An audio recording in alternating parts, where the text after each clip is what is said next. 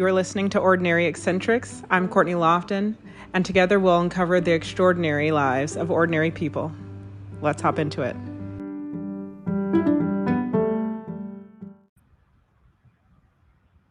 Hello. Hi, Courtney. How are you? This is Sonika. Hi. Hi, Sonika. How are you?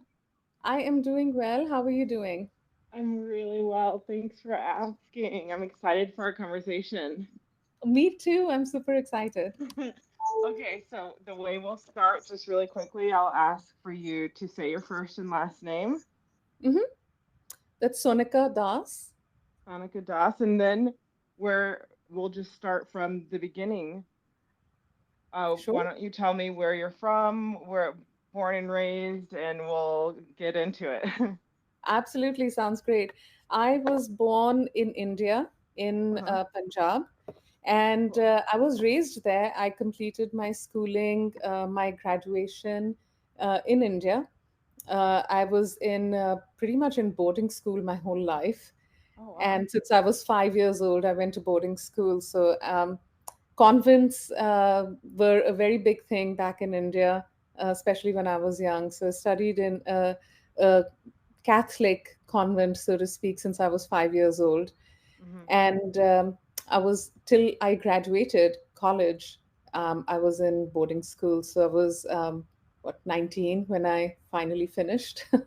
Wow. Yes. So I Yeah. always dreamed of going to boarding school. What was that like for you? You know, when I was very young, because I was 5 when I went to Hmm. boarding school, that was very traumatic. Also, I Hmm. did not get to see my parents for, long periods of at a time. I mean, for a 5-year-old to suddenly be in boarding school with, hundreds of other children and nuns, you've never seen nuns before, and you're just 5, you don't know who, what, and they're very strict, Yeah. and we were in the mountains in the Himalayas, and Okay. it's cold. So not all of that doesn't really help to make you feel very comfortable. I Yeah. did have my older sister in the same boarding school with me, so that was a big comfort, but at the same time, that doesn't replace your parent. Hmm. And so school was very hard. Of course, you make friends, especially children make friends so quickly and easily, and you make a lot of friends, and slowly you get into the rhythm of things. But every time we had to go back to boarding school, there was always this pit in my stomach Hmm. of going back, until I reached, I think, about middle school, or I should say even high school. Then it started becoming more fun. I looked forward to going back and connecting with my friends. And college was definitely a blast. Had a lot Yeah. of fun in college, in boarding school. Yeah. Oh, cool. So when you went to boarding school, those early years, had your sister already been there, so you knew Yeah. what you were going into? She had been there, but I, like I I guess said, you're five. Yeah. yeah, I was just 5, and she's 6 years older than me. So she was going to boarding school much before me, and I have no recollection of her being gone and coming back. Yeah. I have a younger sister who's very close to me in age. So we were Mm-hmm. kind of always together. So I don't think we really missed anyone. Oh, okay, gotcha. And what do you have like a, I guess like the same people that you're going to school with from five to high school? Yes. I mean, people come and go, but you're pretty much Mm-hmm. with a core group of the same students who are with you throughout. Yeah. Yeah, and I guess that can be really great if you're close with everyone, or really annoying if you Yeah, aren't. it works both ways, Courtney. Absolutely. Yeah. Uh-huh. What were your friendships like early on, and did it kind of carry through that whole boarding school experience? So I had friends, and when I say friends, I use the term loosely. I Mm-hmm. didn't really get attached to any one friend up until, I would say, grade 9, up until high school. I Mm. kind of floated around and mixed with everyone. I didn't really Mm-hmm. have any anchor that connected me. There were some students in my class that had like a clique, like this is my group of Right. friends. We're these three friends, we're always together. I sort of was like a floater, Mhm. um, which has served me well because I don't really get too attached to, any one thing or Right. person. So that served me well because I was always just a floater, like I said, Yeah. until high school, where I built probably more deep and meaningful friendships. And do you think now, looking back on that time, Hmm. like what sort of role did that experience, like being away from your family or your parents at such a young age, affect your independence, your sense of independence, and kind of willingness to try new things? Oh my gosh, a lot. I Yeah. am fiercely independent.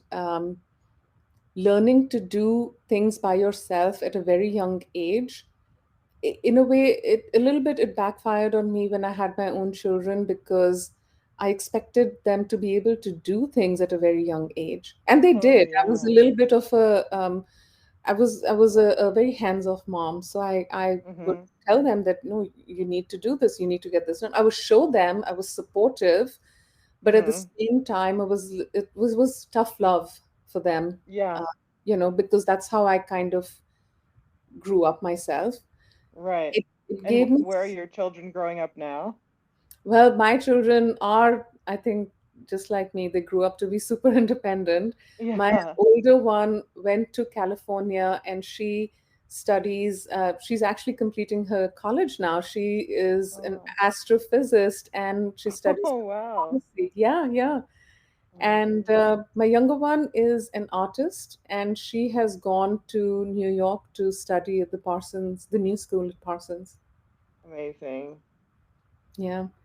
I think the other thing that really worked well for me in hindsight is Mhm. I never got connected, or I should say, I never got attached to the things around me. Because with boarding school, every time you Mhm. went back, you were in a different dormitory, you were in a different bed. Mhm. You made a new set of, even though you have similar people coming in, but the bed next to you on either side is somebody else sleeping in that bed. So you never really had this dependency on anyone else, and Mhm. you didn't get connected to things and places because it was changing constantly. That's an interesting note. I was talking about the attachment with someone else and how like attachment can make things really hard to embrace change even if you Yeah. want to, Yeah. but having this sense of non-attachment or detachment enough that you can Move kind of make forward. move. Yes, Yes. exactly. Yes. So how like Absolutely. how has that allowed you to get from boarding school in the Himalayas to where you are now?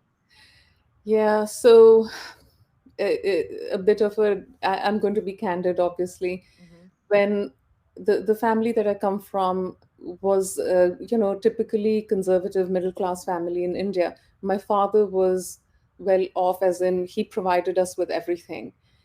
But Mhm. at the same time, so we went to the best schools. But my father also wanted, in a typical patriarchal fashion back at that time in India, I'm talking now about 20, 30 years ago, he wanted me to, right out of college, be able to just get married to a boy of his choice. Mhm. And that had already happened with my older sister. And I was not in favor of doing something like that. So I left home at the age of 21. And when I say I left home without telling anyone. I just left. And they did Mhm. search for me. I roamed the country for about 4 years, doing odd jobs. And it was really hard for me because I grew up where there was household help, where everything Mhm. was provided. So the thing that I had with me was my fierce sense of independence and the confidence that I got from being in boarding school. And I kind of plowed through those 4 years. I saved up money to be able to come to this country. And I came here to study computer science. I know I came with $2,000 in my pocket. And there were some friends here who were gracious enough to allow me to live in their home when I came here. Wow, nice.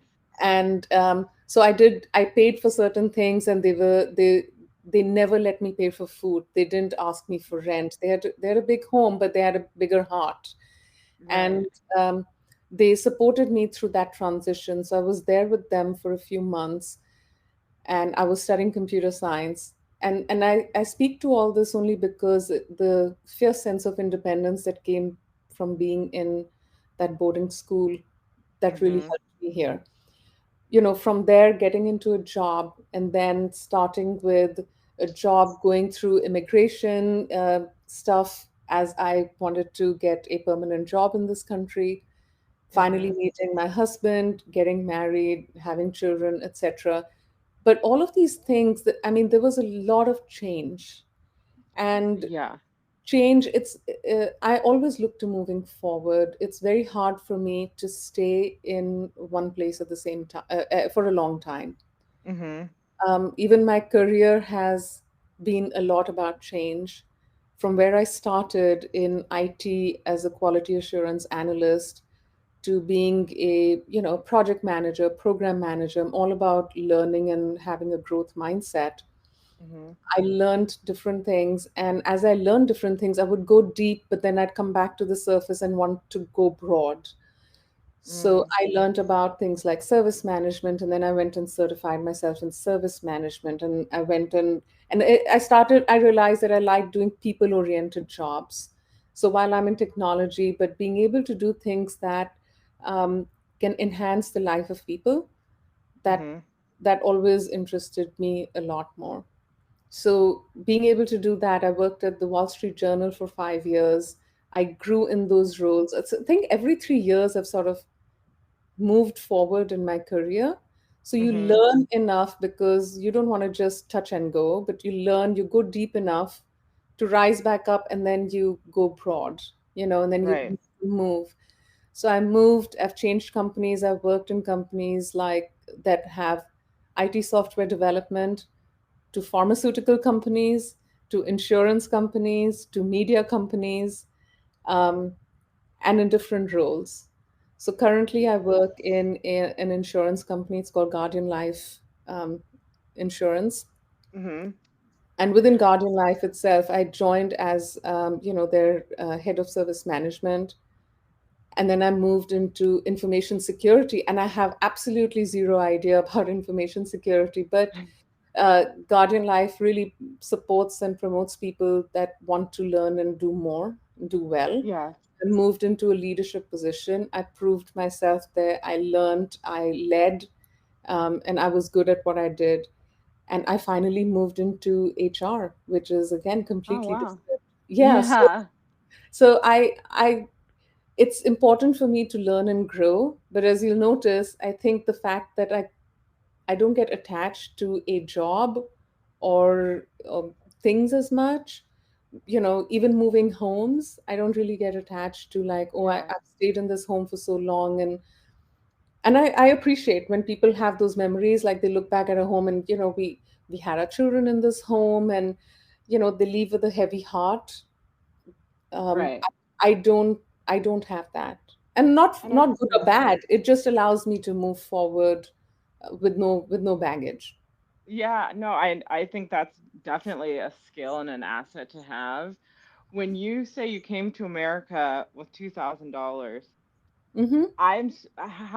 so I feel like a lot of people who are born in America and have $2,000 would not know what to do next, like in terms of finding a job that's sustainable and that's going to help them grow, and Mm-hmm. like not being afraid of, maybe a lack of a security net, safety net, like that financial security. So what was your mindset like after 4 years of being completely on your own and Yeah. traveling, working, learning more about yourself, and coming to a new country and having some friends for support, but really being on your own? How did you first keep from kind of getting sucked into like the American capitalism machine, where it's like you spend so much money and then you have to work to make more, and then it's like the bills and all that adds up. Like, what was your mindset like coming here? You know, um, that's a really great question, but I think your upbringing definitely does help you. So even in boarding school, you have a certain amount of pocket money, and you got to Mhm. survive on that. You know, there's no money coming from anywhere else. And unlike here in India, especially in, and again, once again, when I talk about India during my time, Mhm. I'm talking about 25 years ago. Obviously, things are different, things have changed now. But during college, we didn't have jobs that we could go to. Like here, my kids have worked during college, and Yeah. during high school, my daughter had a job at the local department store here. Mhm. So we didn't have those options to earn pocket money. It was all dependent on what your parents could provide for you. So while my parents did provide well for me, but you always, you have a limited amount. So you learn to manage your money. But Mm. those 4 years that I was in India and I worked, and I really worked my butt off at that time, Mhm. um, it really taught me the value of how I need to be able to manage that money mindset. Um, Right. I really needed to be sure about how I was going about this. The most important thing that could keep me grounded was my faith. There's something that I would say, there's one thing called belief. But with belief, you believe and then you don't believe, and that can happen. It can change very quickly, right? I believe Mhm. in so and so, and I don't believe in so and so, and there's this whole thing about, you can pick and choose when you want to believe and what you want to believe and when you don't want to, and things like that. But faith, you either have it or you don't.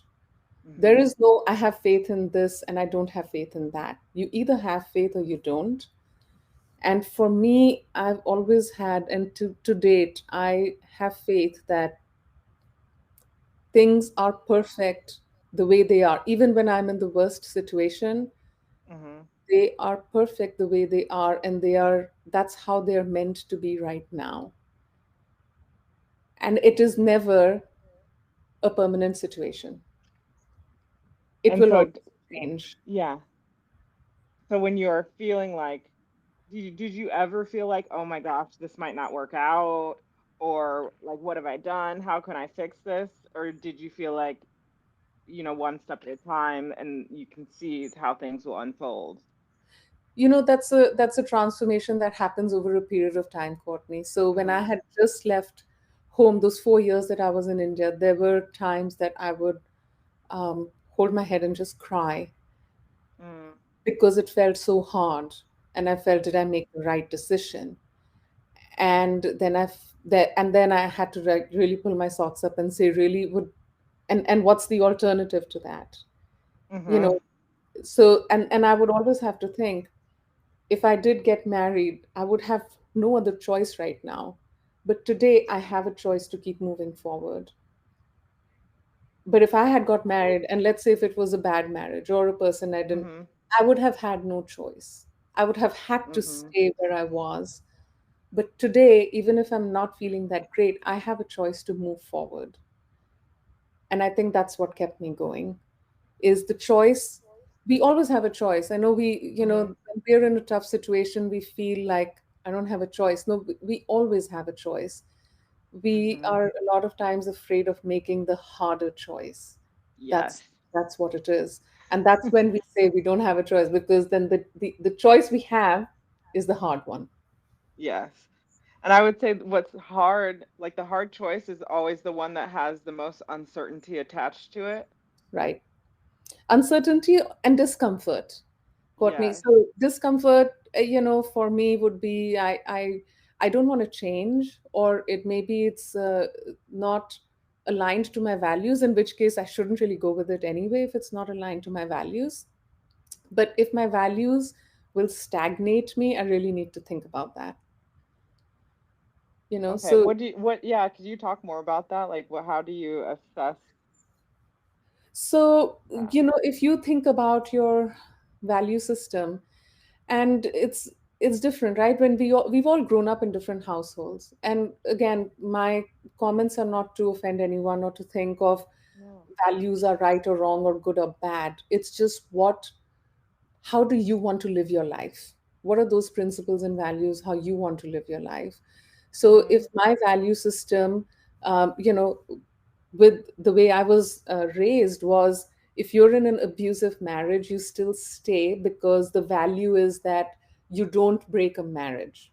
Mm. If that's a value you're going to keep, then again, nothing good or bad that I would say about it. Everyone has to decide what they would like to do. For me, that value doesn't work. It's going to stagnate me. It's not helping me grow. It's not allowing me to move forward. And unless I'm turning that situation around, staying in the bad marriage, but being able to turn that around, being able to influence that, being able to stand up for myself and actually work through that bad marriage, then I can say, yes, that value system works. Mhm.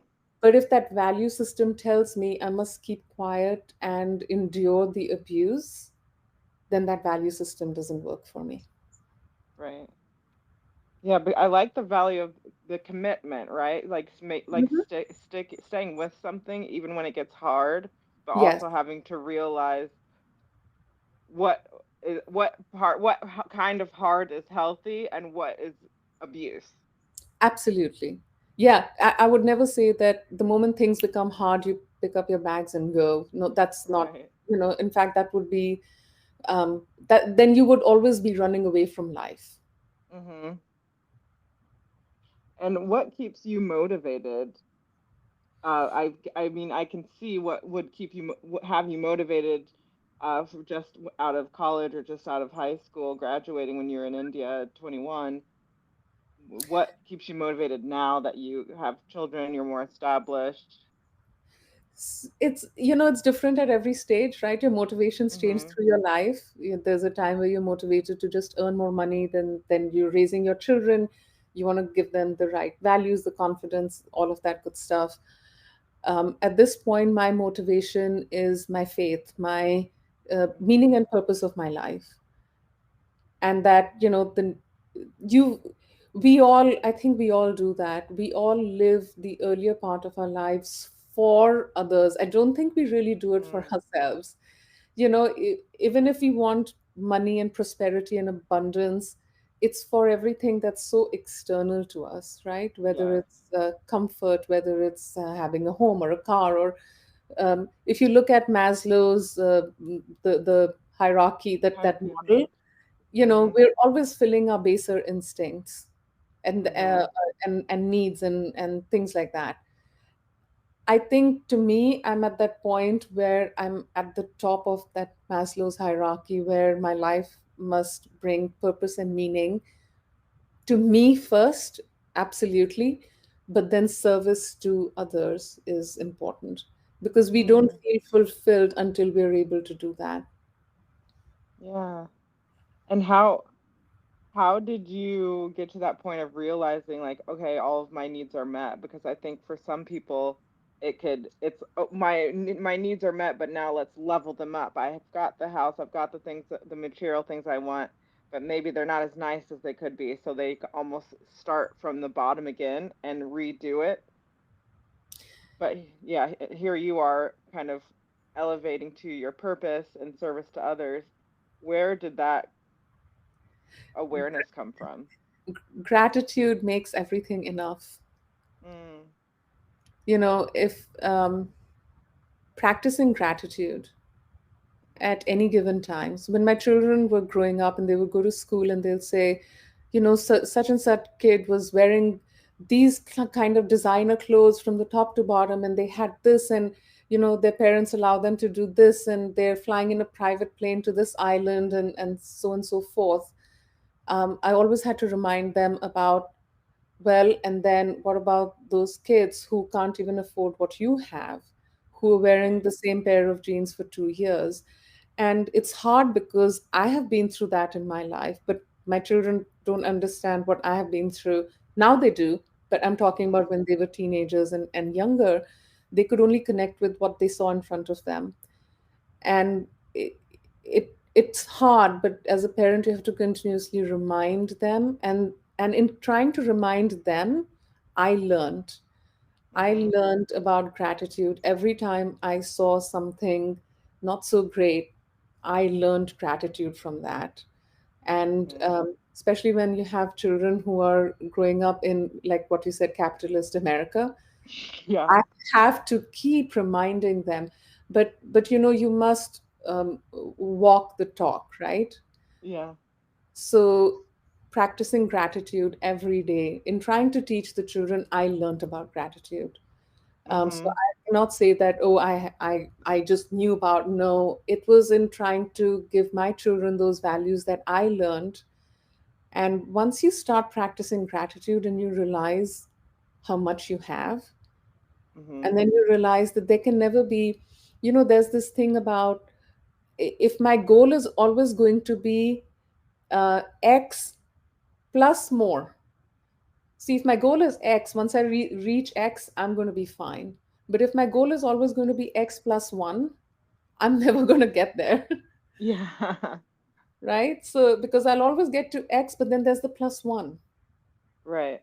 and then and then that becomes X, and then there's always plus one.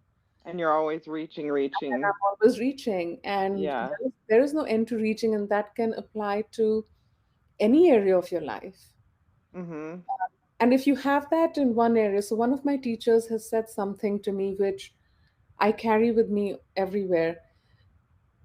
How you show up in one area of life is how you show up everywhere. So if you have that X plus one kind of a mentality in one area, you probably have it everywhere. And it's a matter of reflection. So Mhm. if you feel that you're always going to be reaching out in your career, you're likely going to be reaching out in other areas of your life, and then you don't really have you're never satisfied or content. I'm going to use the word content. Mhm. Then you're never content with what you have. And so what would you say to someone who's saying, "Oh, well, I use that plus one to keep me motivated," but then when you're constantly in this state of discontent, it could be hard to be in an energy that would allow you to be motivated.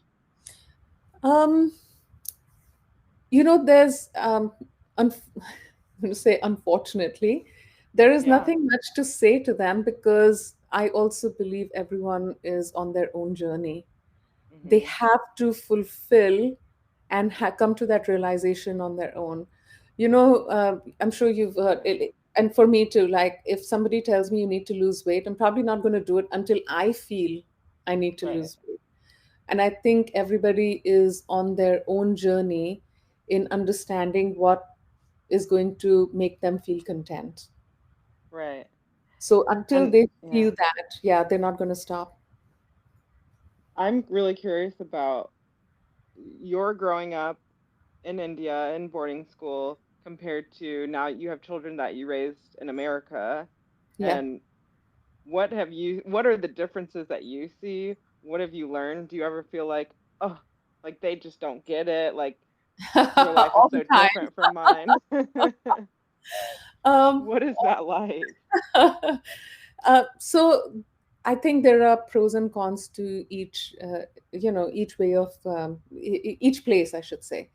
So I definitely appreciate the opportunities afforded by this country. There's a more rounded development for children. In India, it's very academia focused. Again, let me talk Mhm. about back when I was there, right?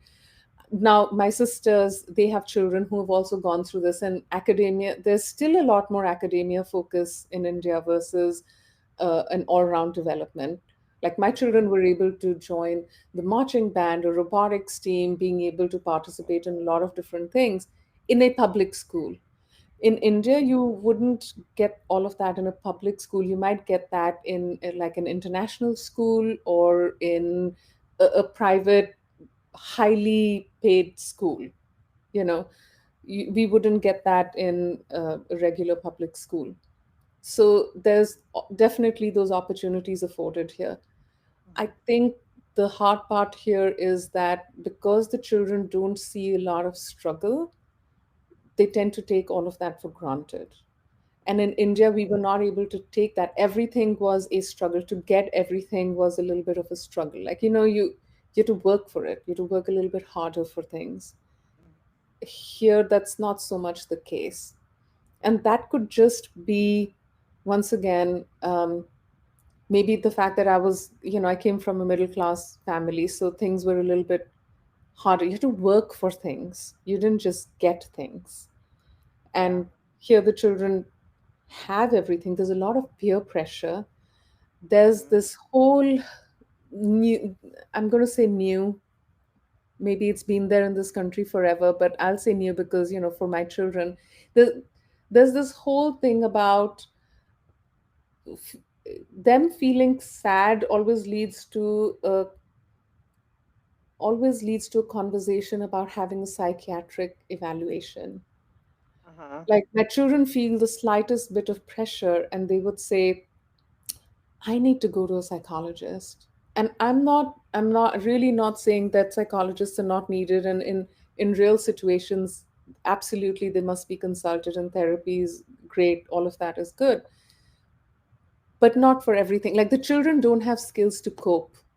Everything is about being politically correct. Everyone is oversensitive about a lot of things. That's the hard part in this country that I felt I had to, you know, Yeah. they're not thick skinned. Let me put it this way, Courtney. Yeah. Thick skinned.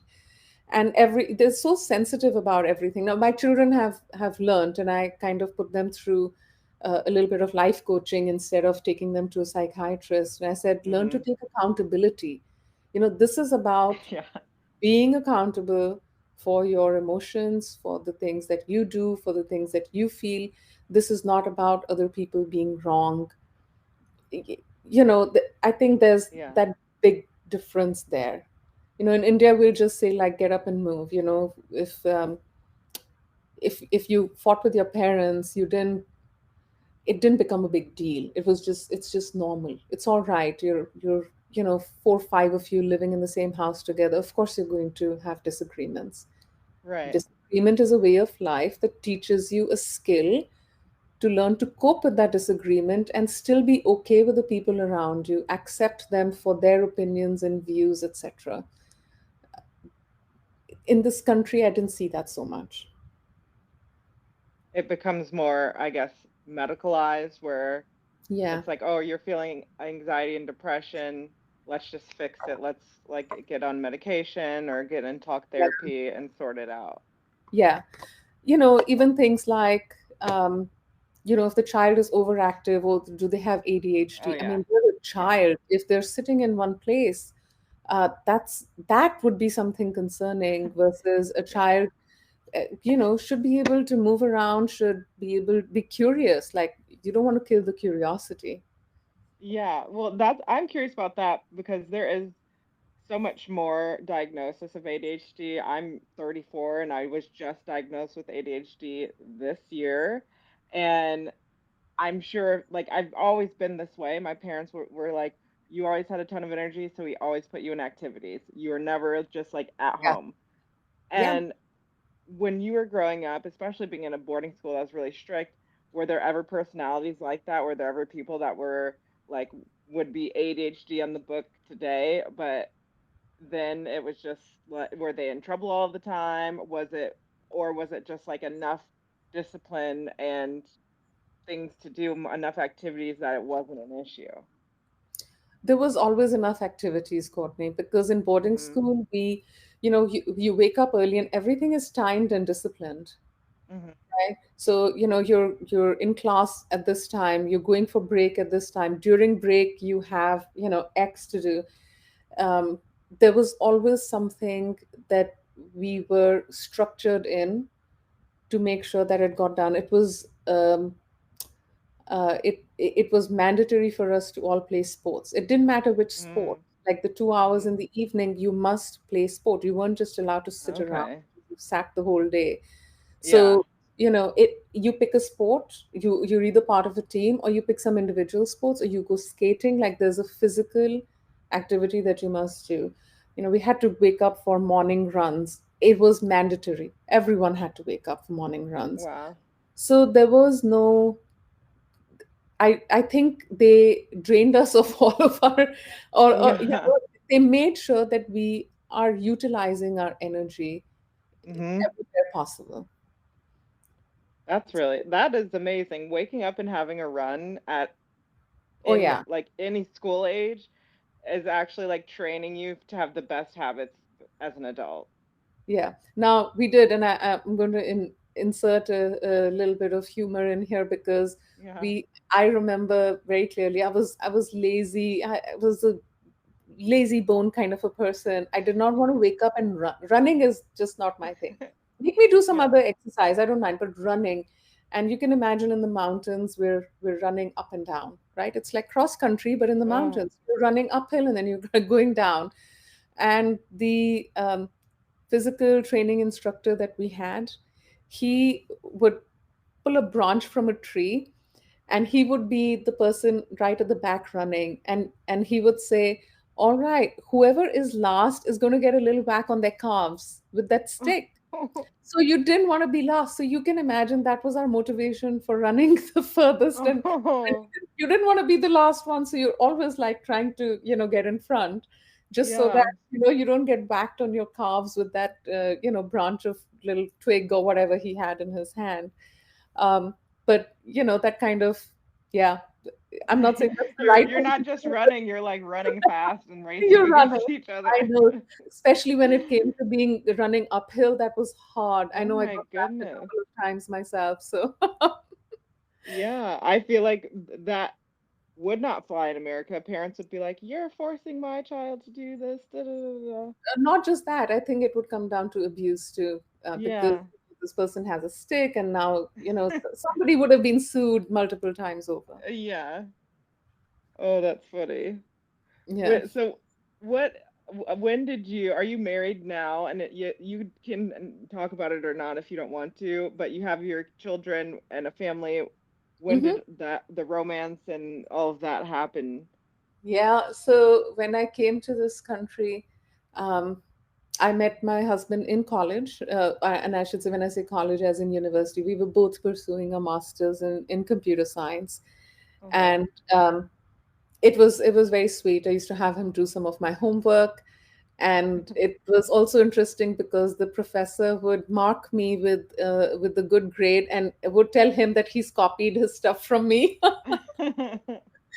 Um, but I started working soon, like in the middle of my master. So while he went on to complete his degree, I quit in the middle and I started working because, I had come from, like I said, the $2,000 in my pocket, and I really needed Mhm. to get working faster.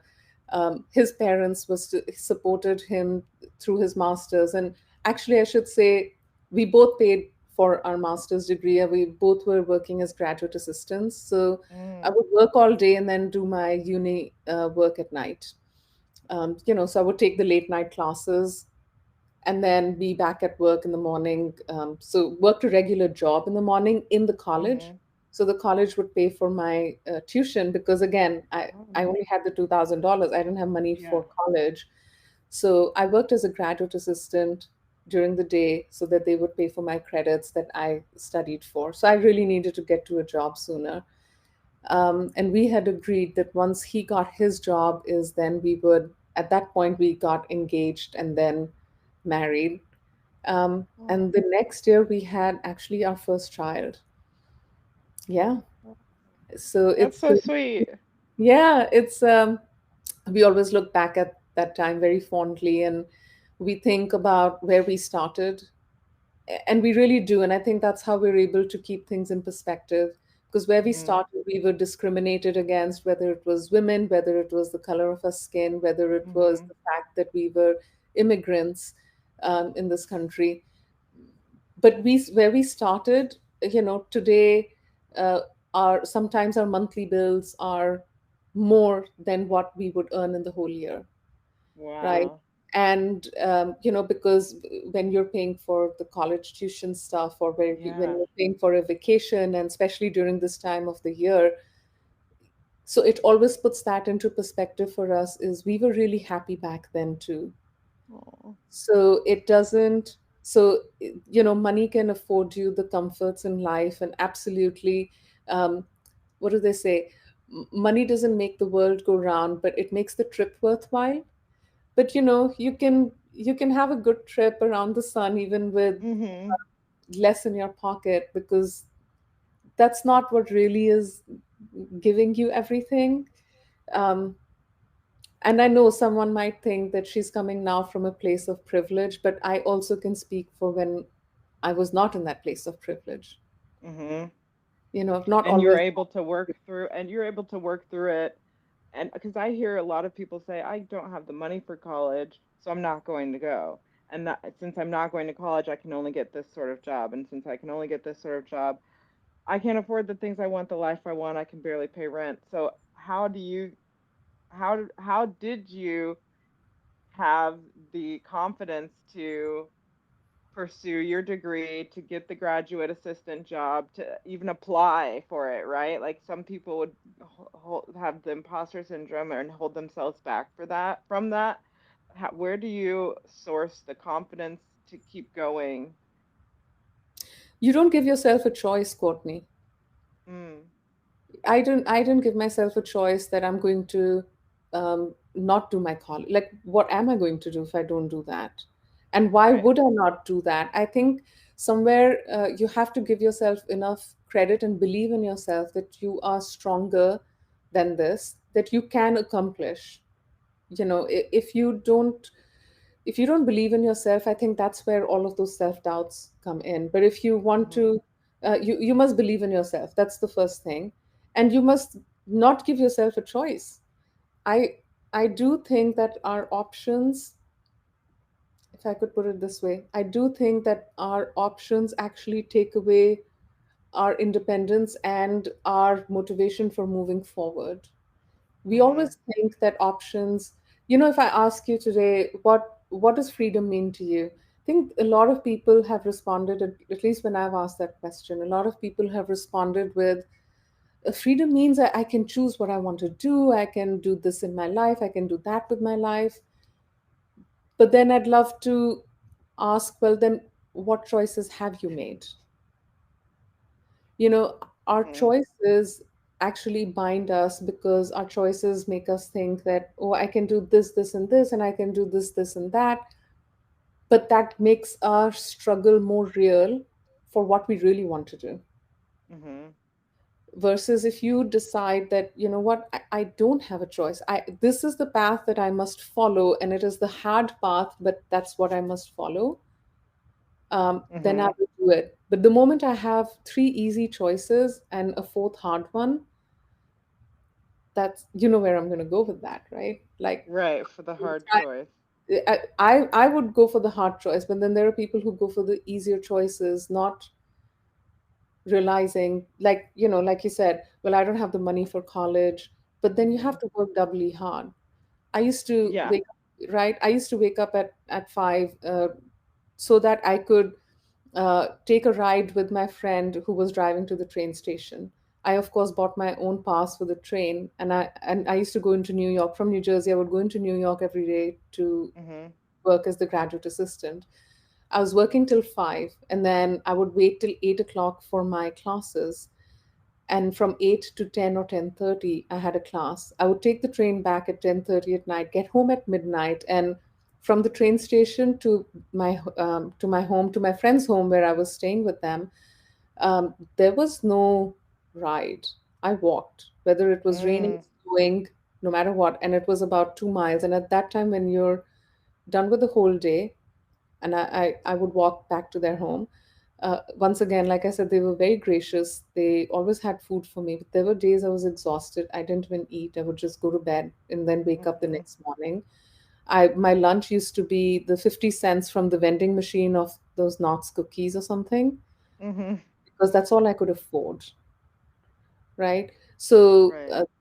I would not buy a subway pass, and I would walk from Penn Station all the way to Columbus Circle, what is it, the 30 blocks, Mhm. rain, hail, shine, whatever, because, you have to make those choices.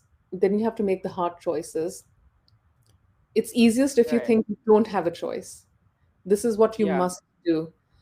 Because the moment you say, I have these three choices and one of them is easy, our minds are trained to go for everything easy. Yeah. When sometimes, like, I will tell myself, follow whatever is easiest. because like that's the right path. It should feel easy. But then I still find myself in places of, oh, like I still not where I want. Like I went on this easy path and like it just led me to the beach, but it didn't like lead me, to some like destination of success. Yeah, So yeah, it's hard to push yourself and when if you're afraid of uncertainty yeah. or struggling. And that's where faith comes in, Mm, right? That's where my faith comes in, that yes, if there's a difference, right? The struggle can be in your mind, Courtney. So the struggle mhm. is always in your mind versus anywhere else, right? It's hard on your body physically to make, to do. Perhaps people have had harder lives than I have, and physically they've had to do the harder things too. But Mhm. then the strength lies only in your mind. So Yeah. when you say that, I struggle with X, unless something really would continue happening physically that didn't allow me to do something, I would not consider that is destined for me. You know, but at the same time, if my mind kept telling me to take the easier route, then that's because our minds are conditioned like that, Mhm. Yeah. right? I've This is not the first time I've heard that, to like take the harder path and try something that's harder. And I am trying to listen to that because for me, I'm always like, whenever something doesn't come easy, I'm like, oh, I'm so good at other things. Let me follow the things that come easy to me instead of like torturing myself with something that's so hard. But I get like yeah. I don't think I'm saying that. I think you want to just move towards your goal. You could be taking an easy path or the hard path, as long as you know that you're moving towards that goal. That was the See, other thing I was going to ask you. yeah, Definitely having a goal makes all of the hard things worth it when you have something right. at the end that you're Yeah. working towards. And I would also say that not having a very um probably take a lot of flack for this, but not a very specific goal, a little bit of a broader goal, because Mhm. you should be able to adapt and change to what life has in store for you. Otherwise, you will miss all the opportunities that life brings. Right. So, for example, in my career, if I had just decided that I want to, I don't know, if I say I want to be the CTO of, where I am right now, then Mhm. I would kind of be very siloed and focused in just that journey. And I feel I would have missed out on all the other wonderful things that I have learned through my own journey. You Mhm. know, I like being a little bit more broad in my approach. So I would not have ventured into going into information security. I would not have ventured into going elsewhere. I would have missed smelling the roses, so to speak, because I'm just so Mhm. focused on getting to that one very specific goal. One of the things that the Eastern philosophy teaches, at least the Hindu philosophy teaches, is Mhm. the only thing you have in your control is what you can do. The result or the outcome is not in your hands. So I may work very hard towards being a CTO, but being the CTO is not in my hands. Mhm. So I must focus on the journey and not so much on the outcome of that journey. I Mhm. should still move towards that direction, but at the same time, if I'm only focused on the outcome, I could very well be disappointed. And while you were taking the steps towards like going through getting your master's, you didn't have a family or anything yet. How did you visualize your life? And did you visualize your life being as it is now? So it's like you knew what you were working for. Actually, no, I never visualized my life. And it's interesting. I talked to my husband about that and I asked him the same thing. And he didn't either. He's like, no, it's just a matter of going through it day by day. So and Mm, maybe that's the other reason why we both feel very blessed, and both of us have we're full of gratitude for what we have today, because we never aspired for, I have to make $500,000 or I must make $1 million. We did not think about life in those terms at all. it was just a matter of getting through, like, hey, it would be great if I'm going to work towards a promotion next year. That was Mhm. probably the extent to which we Smaller thought goals. about the future. And again, I'm not advising that anyone should do this, but I think all of our friends, or the friend circle that we have, pretty much everyone has a retirement plan, Mhm. except for my husband and me. And I'm not saying that one should not plan to retire. I just think that our focus has never been um, super goal oriented. Mhm. Our focus has been to live our lives how we would really enjoy living our lives, not being irresponsible and saying, oh, we're just going to, like, you should have your savings. We teach the children to have savings, etc. Mhm. Some of the things that we've realized is, like, look at how people lost all of their 401k in the recession, or when I think it was 2008, right? Mhm. You can plan for nth to the nth degree about everything, Mhm. but it may still not work out in your favor. Yeah. The goal is to enjoy your life, live your life with meaning, with purpose every day. Definitely make some safe bets, definitely save, but your life shouldn't be about retirement. Yeah. Your life, you need to live your life today. Your life shouldn't be about retirement. I mean, how many people lost their lives in COVID? Right.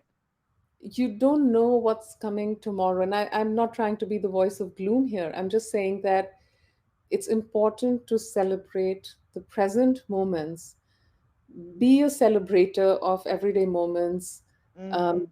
instead of always living in the future, which you don't know and it's not in your hands. Right.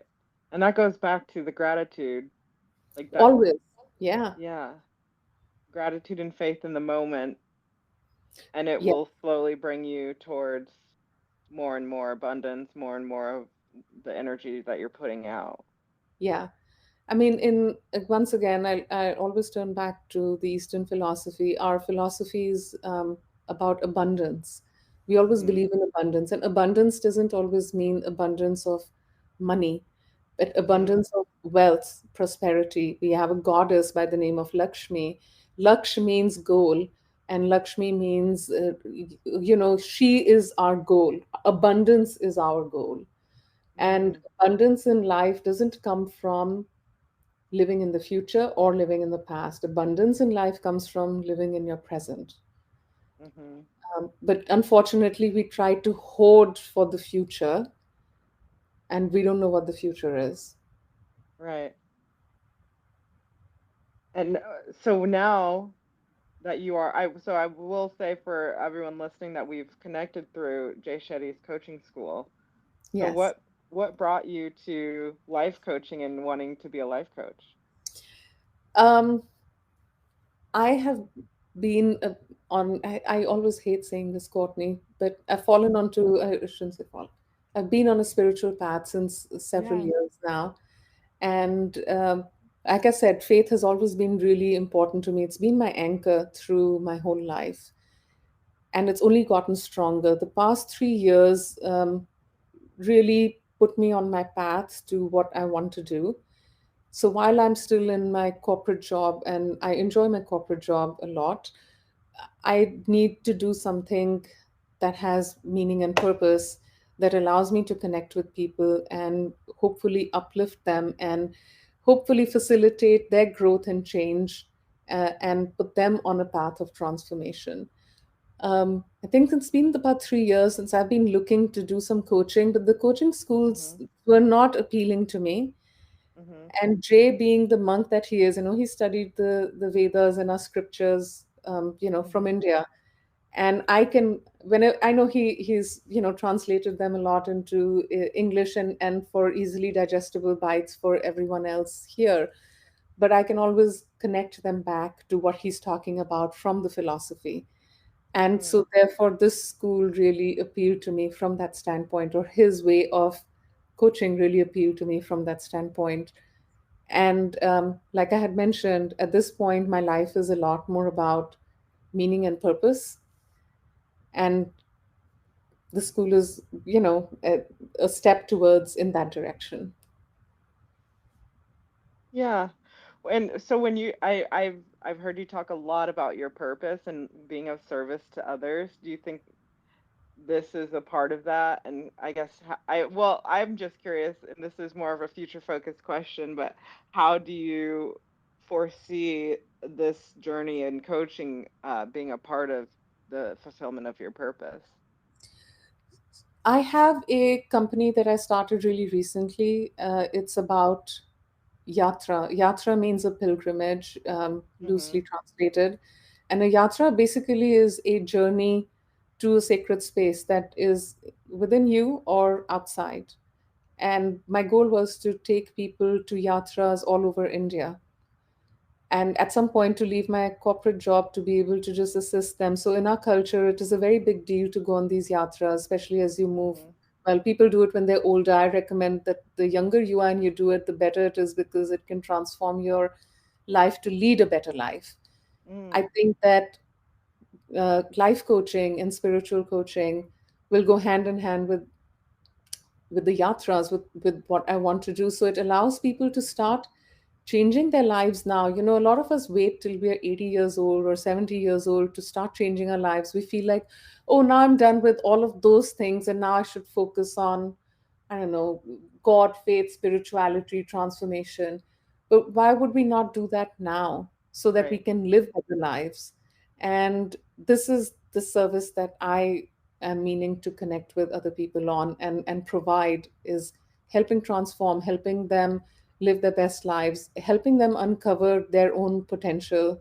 Uh, all the answers are within us, right? Right. So, as a coach, I'm not giving answers. As a coach, I'm helping them uncover their own answers. And I think Right. that's really important for all of us. Yeah. And can you talk a bit more about your spiritual journey, your spiritual path? You said that kind of like the past 3 years have been different. Was there anything that triggered that, or did you just, You know, during COVID, I happened ah, to come across, a specific course on Facebook, and I did that course, and it really spoke to me, and it really brought me back to my roots a lot more. So mm-hmm, I was already on getting to know my roots a little bit more, but the past 3 years brought me to my roots a lot more, and I'm learning so many mm, things in the Hindu philosophy that apply to our day-to-day lives, mm-hmm, that can really transform how we think and live, and it applies to life even today. And that spiritual journey it's really been so transformative, not just for me. It's amazing to see how my children have been impacted by my journey. mm, I see my daughter handling change. She's only 21, handling change, handling rejection from jobs, um, being able to say, there's something better out there, mom, I know it.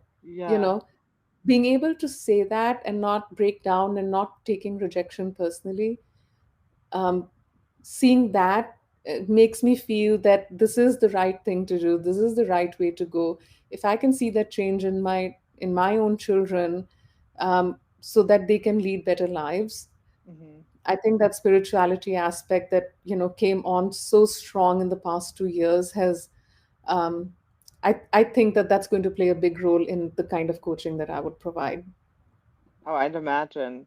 I have to share with you, I'm in Bali, Indonesia now, which Indonesia is Ooh, mostly Muslim, but Bali is specifically is mostly Hindu, and it is yeah, the people, the feeling, the energy is so calm and like yeah. very like calming, and I get the Hmm. same sort of calming energy from you as like the I feel like it has to be like the faith that things are the way they are, and we're all just like kind of going on the way that we're supposed to be going.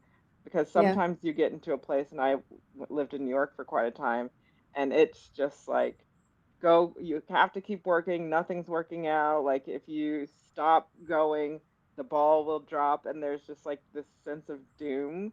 And I don't feel that here. I don't hear that in talking with you. no. Um, Yeah, I mean, I would probably leave with one thought, right? One Yeah. last thought. If you just think about the vastness of the universe, Courtney, and think about what there is out there and how everything is moving, the fact that the Earth is spinning on an axis around the sun with nine other planets, with Mhm. other asteroids, if the balance of oxygen or the force of gravity was one point here or there, things wouldn't exist as they were. Do we really think that the small things that we do here are really in our control? Mm. Look at the vastness of the Yeah. universe and how it's working compared Yeah. to what we think is in our control and how big a deal we can make of that. Yes. That's totally it. That like when I've thought that before and I think about that, but it's not easy to remember every day. It's a practice. Yeah. And that It's a makes practice. sense now that you have a child who's working in astrophysics. Absolutely. And it's wonderful to see that she has started believing in that too, and she sees that. Yeah. So, again, everything to be grateful for. That's amazing. Well, I have one more question. Did you Hmm. ever tell your parents that you left, or did they ever find out? Oh yeah, no, absolutely. Once I was in this country, so I should say about 4 years after I had left, I did call them and speak with them. And in fact, after that, they understood and they were fine. And when my Yeah. sister was getting married, they even sent air tickets for me to come attend her wedding, be part of the Oh. wedding. So it was wonderful to be able to reconnect, especially with my young. I mean, the hardest for me was not being in touch with my younger sister because she and I are very Mhm. close. Mhm. But I knew that if I was in touch with her, it would have been more difficult for her and for me. Mhm. Um, so it was really good to be in touch. And of course, yes, I mean, Nice. we all are in touch now and have visited so many times since then. I mean, Nice. yeah. It's like you had to take your me time. Surprise, guys. I've got a different plan for you. Yes. Absolutely. Oh, Absolutely. oh, Yeah. oh, I Yeah. love that. Okay, well, thank you so much for this conversation. I feel like like you give me the insight of not just patience, but like I guess the faith component, like that things like you Yeah. the trust that things will work out and like that I can do hard things and like that it's okay to take the hard way and it's not going to be like the wrong way or the distraction. Like it's actually could be the best way to abundance. Absolutely. Yeah, just believe in yourself that, Yeah. it's all going to be good. Oh, Yeah. thank No, you this so much. Yeah. absolutely. No, I was just going to say this has been wonderful, and um, I hope you really enjoy Bali. It's on my bucket list, so someday Someday, well, maybe we'll meet here and we can have have another conversation. that would be wonderful. But thank you for inviting me to this podcast. Absolutely, it's been a wonderful conversation, and I'm not 100% on when I'm posting everything, but it should be within the next few weeks, and so I'll be sure to send links and all of that good stuff. That'd be amazing. Thank you so much, All Courtney. I right, thank you, appreciate it. Sonika. Have a Have a wonderful good day day. ahead. Take care. Bye. Bye.